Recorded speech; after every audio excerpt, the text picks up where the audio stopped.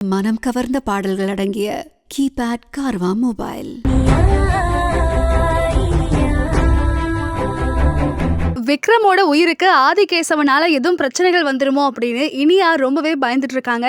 ரீசெண்டாக வந்திருக்கக்கூடிய இனியா சீரியல் ப்ரோமோல என்னாச்சுன்னா, ஆதிகேசவன் எங்க இருக்காரோ அந்த கேங்குக்கே போய் தேடி விக்ரம் சும்மா லெஃப்ட் ரைட் வாங்கிட்டு ஆதிகேசவனை அரெஸ்ட் பண்ண ட்ரை பண்றாரு. என்னடா நடக்குதுங்க அப்படின்னு ஆதிகேசவன் ரொம்பவே ஷாக்கிங்கா பார்த்துட்டு இருக்க.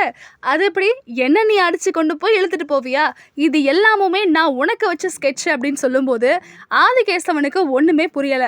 அப்போதான் தெரிய வருது நடந்தது எல்லாமுமே விக்ரமோட பிளான்னு.